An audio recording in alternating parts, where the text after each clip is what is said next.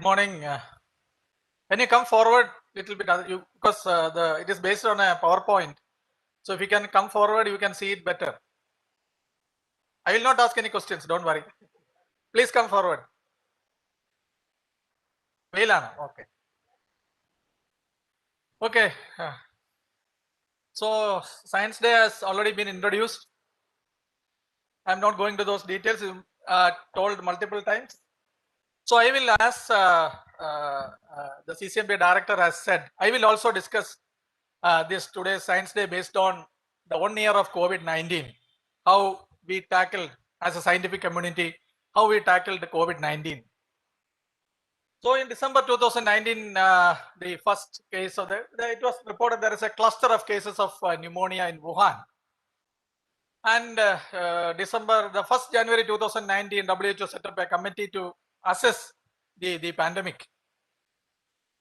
And at that time, we were totally clueless. We didn't have any idea what is the nature of the virus, why certain people are badly affected, how to treat it, which drugs are effective, and how to prevent. We didn't have any clue on any of these things. We were worried. As a healthcare worker, I am seeing patients daily. I was worried when the mortality from Italy was 20%. 1 out of 5 patients were dying. So we were worried. And we saw the mass funerals in Italy. This is what at that time Francis Collins, president of NIH, said. This is a pandemic that is taking lives and destroying economies. And we have to do science in ways that people think we could not, driven by this sense of urgency. So there was an urgency in the scientific community. That is how the thing started. So first we identified the virus. It was an RNA virus, characterized. And this is what we have discussed, the spike protein. That red thing is a spike protein, very important component of the virus. That spike protein goes and attaches to the cell, the ACE receptor, that is some receptor in the human cell. Then came the big hype of how to prevent it. Hydroxychloroquine, that was the buzzword at that time. We had the maximum manufacturing capability of hydroxychloroquine. There was request from US. And there are some studies which was come up at that time showing the efficacy of hydroxychloroquine, and the world was looking towards India to get some export of hydroxychloroquine. But subsequently, I will show you how science works. It comes to a scientific study, we go for the ethics committee clearance, we do the study, comes out with the results, we do present it in meetings, submit for a publication, and we do something called a peer review. That is the more essence of science, peer review, because the people who have the same expertise, who have the same level of knowledge will assess that results and find out whether that is the results are acceptable. That is how it comes to the public domain. So chloroquine, in the situation of chloroquine also same thing happened. Chloroquine was not found to be effective, and many of the papers were retracted, and chloroquine was no longer a favored drug for prevention. Then we came to know that whenever a virus enters our body or any microorganism enters our body, the body produces antibodies against the microorganism. So actually the antibodies were hyper functioning. They were acting against our tissues. That is what is called a cytokine storm. We identified a cytokine storm, and we thought of ways to prevent or control the cytokine storm. We thought of drugs, and we started using steroids. Steroids are the drugs which is commonly available, very cheap drugs. We can use steroids to suppress the cytokine. So that is how we tried to control the mortality. We were partly successful. Then we thought of patients who have recovered from COVID-19. What do they have in their body? They have antibodies. So we thought of why can't we get those antibodies and inject it into patients so that they can control their infection? That is what the convalescent plasma. But somehow, due to many factors, which are human biology is a very complex system, you don't know. So because of the complexities, the data was not very successful. Then antiviral drugs. So many oseltamivir, which we are using for our routine viral fever, lopinavir, ritonavir, favipiravir, remdesivir, all these were tried. And this was the first combination tried, because when we sent our patients to medical college, all these patients received this combination, but subsequently we got the evidence that it was not useful. And favipiravir came when we also, many of us tried to get some favipiravir and get in stock, because we are going to be exposed to patients, but subsequently it also found to be not to be effective. Remdesivir, a big hype, 1,000 patient study was published. US FDA approved the drug, but in November 9, 2020, when we got more information that the drug is not effective, WHO said not to use it. And recently, the final word has come, it has only questionable benefit. That is how science is evolving. We cannot say a fact at a particular point, we may get better information in future. Then the big issue of vaccines, as the CCMB director has said, there are three main approaches of vaccine making. You can take the whole vaccine, kill it, the virus, kill it and use it. It will produce antibodies when you inject it. Or you can select the spike protein, take the spike protein and inject it, it will develop antibodies. Or you can take the genetic material like mRNA or whatever genetic material and inject it, that will produce antibodies. These are the different methods to produce them. And you should, this is a very important slide, you should see that how many years it will take to develop a vaccine normally. You can see that in the preclinical phase, 3 to 8 years it will take to develop the prototype of the vaccine.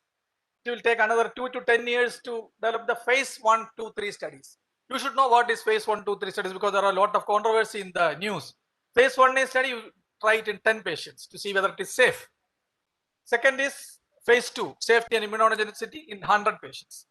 Phase 3, 1,000 patients. That is what they said about Covaxin. That 1,000 patients trial is going on. And it will take around minimum 5 to 18 years for a vaccine to come out to a phase 3 trial. That is what we are trying to do it in 5 months or 6 months or 1 year. So that is where science has grown, science has matured in this era in this 21st century. So many vaccines have been developed, 192 vaccines have been tried, and many of them are, 11 vaccines have been approved, including the vaccine which we developed with ICMR, the Covaxin. And India, we know that India is the vaccine hub of the world, because many of the 90% of the measles vaccine in the world is manufactured in India. So India is the vaccine hub of the world, and we have donated 22 million vaccines, 22 crore vaccines free, many of them free to 20 countries in the world. So this is what is called a vaccine diplomacy. Is the vaccine effective?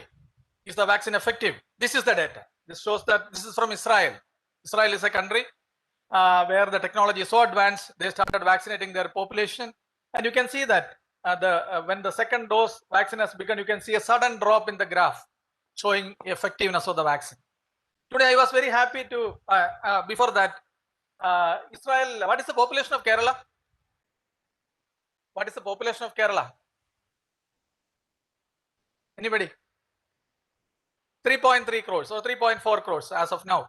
So 3.4 crores, and India population is around 140 plus crores. So Israel has a population of 90 lakhs. They have already vaccinated around 37% of the population as of, even though India is vaccinated only 0.02% of the population, it is a huge task which we have done with our infrastructure. And Israel has already reopened the economy because of the vaccine success. So vaccine is effective. So our science has already proved victorious. And today morning, I was very happy to read this data which came in Hindu this morning. You can see that cases of health staff coming down from Kerala, our own Kerala. You can see that once the vaccination has started, even with a single dose, there is a significant drop in the number of healthcare workers becoming positive. So vaccine has been found to be effective. It is shown to be 98% protection against death due to COVID and 70% infection, protection against infection, protect some form of infection. And we are worried about the transition, global transition, as our CCMB director has already said. The South African variant, the UK variant of B117, all this, but we are not worried. The South African variant specific vaccine is ready for testing. Moderna has said the day before yesterday that our science has progressed so much that we should have faith in our science and scientists so that we can tackle all these problems. We have to maintain the cold chain. We should have the cold chain. What is cold chain? Whenever a vaccine is manufactured, just before it is injected to you, it has to be maintained at a particular temperature. The temperature for two of our vaccines, the Covishield and Covaxin, is 2 to 8 degrees Celsius. The other vaccines, some of the vaccines needs minus 80 degrees Celsius. That is why that vaccine, that infrastructure is not there in a huge country like India. That is why we selected these two vaccines, which can be stored in even a common refrigerator in your house. And today is a historic day where we are starting the vaccination for our elderly and the high-risk people above 45. So COVID-19 was a learning process for us. So we learned that high-risk patients, we isolated them, we gave care to them. Hyperimmune response, we found steroids are effective. Chloroquine was not useful in prevention. Antiviral drug remdesivir was not effective. Trials were done faster, regulatory approvals were faster, scientific community was given open access to their publications, and vaccines. There are a lot of questions to be unanswered. Which vaccine is the best? There are a lot of discussions on that. How long will the immunity last? When you will require the next booster? 6 months, 1 year, we don't know. I think we are sure that we will get the answers from the scientific community. So science continues to evolve. We realize our mistakes and correct it, as we have seen in the case of COVID. Chloroquine antivirus, we have seen, we initially said it was good, but subsequent data showed that it was not that effective. We changed our strategy. That is how science is evolving. It is a part of evolution and growth of science and aim to better. So that is it. So I will go on to tell you two stories about vaccination before I go to the next second part of my talk. So the story is about, I know that many of you must have known this story. The story of a milkmaid, a boy, a cow called Blossom, and a scientist. Somebody can tell whom I am speaking about? Okay. This is about who invented vaccine? Edward Jenner. This was about Edward. So Edward Jenner in 1796 in England, he was looking at that is what I said. Science is observing. Observation is science. So he observed that milkmaids never get smallpox, but he found that all of them have small scars of cowpox. Cowpox is a disease similar to smallpox. So all of them have these scars of cowpox in their hand, and they never get smallpox.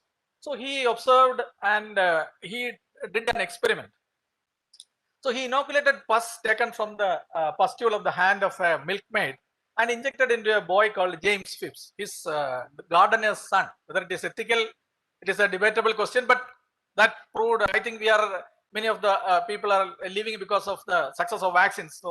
So James developed cowpox pustules. Because of the infection, he developed pustules, but he didn't have any. Cowpox is a very small, minor infection, just some pustules, and there is no systemic infection. So, but then what he did was, Jenner got the smallpox pustules and injected it into James Phipps. That is called variolation, not injection actually, it is rubbing. And fortunately, this boy did not develop disease. So this was the first vaccination. So a disease with a 20% mortality. You should know that this was in 1796. That was in 1800. So how many? 220 years back, when the science is in the very, very initial stage. Also, you should know about this long journey, 1802 to 1806. Long journey. I think many of you must have read. These are all, what is the connection of this South American region with European countries? They all have their colonies, especially Spain. Spanish colonies are there in South America. So all these colonies, the people in the colonies developed smallpox, and so many people were dying. And in the royal families of Spain also, many people died due to smallpox. And then this vaccination came, and King Charles VI of Spain sent an expedition to this South America by in the leadership of Dr. Bamis. But how will you take this virus from Europe to South America? That is a problem. There is no cold chain, nothing like that at that time. So they developed a mechanism. That is what science, I said, the way we have the human, we have evolved over these years. So what they identified 18 orphans from one of the hospitals and inoculated the first orphan with a cowpox pustule. And once that is going to heal, it will be transferred to the second orphan. So by transferring this infection to 18 people, they reached South America and started successful vaccination at that point. And this is the memorial of that orphan children which is there in that South American region. And here also in Trivandrum also we have certain examples of the administrators taking very good examples, making good examples to spread science. In 1813, the smallpox vaccination came to Kerala, in Trivandrum, in Travancore.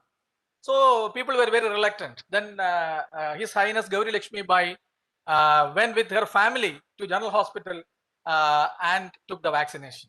So that is how administrators can develop in the progression of help in the progression of science. I will show a few slides about future medicine and I will stop. So this is one area which is evolving in medicine. So you and your friend, you go everywhere together, have the same food, but your friend is very lean and healthy, looks healthy, and you are becoming obese every day. So you must have wondered what is happening. You will say, oh, his family is all obese, you can very lean, you can say and escape. But that is not. What is the reason? The reason is the gut microbiome. We have experiments to show that the bacteria which is reside in your colon or stomach is the reason for this difference. So they did twin experiments. Identical twins. One is obese, one is lean. They took the microbial flora from the gut of these two people and injected it into mice and gave it to the mice. And they found that those who had a lean body mass, the mouse did not become obese. But the mouse which received the microbiome from the obese person developed obesity. So this is what is seen. And it is linked to heart diseases. It is linked to neurological diseases, including autism. It has been found. I think in the future, we may be finding ways to alter the gut microbiome. And even cancer has been linked. For example, pancreatic cancer, the long-term survivors have a particular type of microbiome, while the patient who died faster have another form of microbiome. So can we alter the gut microbiome? We can do so many things. By taking a Mediterranean diet or a healthy diet, you can have a better microbiome. If you take so much red meat, your microbiome will be changed and you can develop an obese microbiome phenotype. Probiotics are available. You can take different types of probiotics to alter the microbiome, but these are all in the preliminary stages. You can the fecal transplantation is going to come in a big way for many diseases. Already it is in use for some infections. Now, so what do you use is get the donor feces, which is having good microbiome, filter it. Either you can introduce through endoscopy or you can make it into capsules and take it to alter the gut microbiome in a positive way. So Hippocrates in 460 BC has said all diseases begin in the gut. Probably we are looking into that now. Next is personalized medicine. So what is the current thing? For a particular disease, we give one drug for everyone. But what is happening? There will be some optimal responders. Some people will partially respond. Some will not respond. And if we can do something and find out which are the person who is responding, then we can give the drugs to that particular person. Or we can choose another drug which is found to be effective. This is what is called personalized medicine, basically based on genetic composition. So we have done a study in our hospital where we found that people who have artificial valves will require a medicine to prevent blood clotting. So we found a mutation where one group of people needed a dose of 7 milligram, but another group of patients required a larger milligram, up to 11 milligram. So if we can identify a genetic mutation, we can start the patient from what we do is we do a trial and error. We start with 2 milligram, go to 7, 11 like that. If we know the genotype, we can start from the beginning, the larger dose and make these patients reduce the hospital stay. So this is about precision medicine and personalized medicine, and everything will require big data analysis. Huge number of personalized data you collect, process it, and develop it into pathways so that you can modify the treatment protocols, the diagnostic protocols, so that you are more targeted rather than a holistic approach. Cutting edge CRISPR gene editing, you must have read or you must have learned in your CRISPR gene editing. That has been useful in cancer therapy because it has been shown that they will use CRISPR gene editing to induce a viral genome containing the adequate genes you want, and that can induce death of the cancer cells. 3D printed organs, that is going to be a future. I think we have a 3D printing facility here. In the future, 3D printed organs will come. Initially, they will create a scaffold and they will seed the cells over that, and you can heart and all is a big ask now, because it is a very complex organ. So, but that will be the future. When you have a dilated cardiomyopathy or where the heart is damaged, you can get a 3D printed heart. That will be probably in another next 100 years. Distance care, telemedicine is another thing which is going to come. We know that telemedicine has been used in this COVID pandemic. Many of our patients in the peak of the pandemic, they were consulted through teleconsultations, video consultations, and even remote robotic surgery is possible. The surgeon with a high expertise is sitting in US, and they can do operation on our patients in our operation table. That is possible. And virtual reality, that is the one which is going to come. Virtual reality, for example, to study anatomy, you need not go and dissect human bodies. You can take layer by layer dissections, and you can study the, I think, virtual frogs and all. I think you must have, I don't know whether people are using it, but that is available.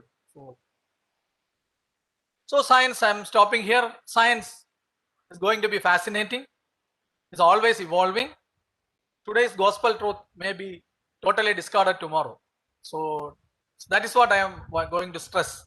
It is all observation, changing the perceptions when you get more and more data. See, keep an open mind. Question yourself. Why? Why can't this be like that? Thank you.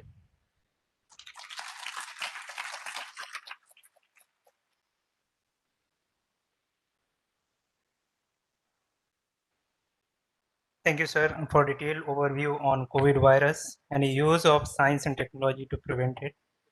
Yes. We also thank you for sharing science stories and sharing future technology with us. Now it's open for question.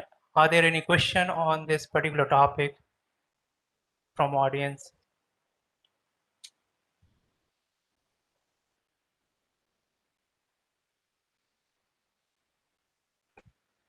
Any questions?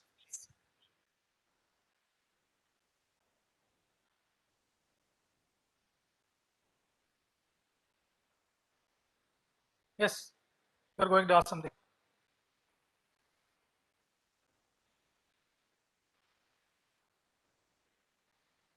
So everyone has understood everything. So I am very happy.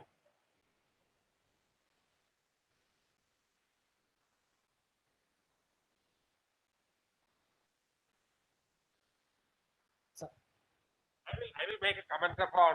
You see, it's very interesting to see that, as he said about COVID, it came into bats, but the bats don't have the disease. And they've been surviving with this coronavirus for such a long time, and it is co-speciating. It's sort of a big question as to how that happens. If we find out that very specific answer, we might actually find the solution. Because I'll tell you some of the reasons. It's probably having repressor genes which prevent inflammation. So you can get infected, but you don't start developing inflammation. And that's what he said. As to inflammation is a basic problem of all this COVID. But you see, the bat virus over a course of years have not produced an infection. Okay, thank you. Thank you so much, sir.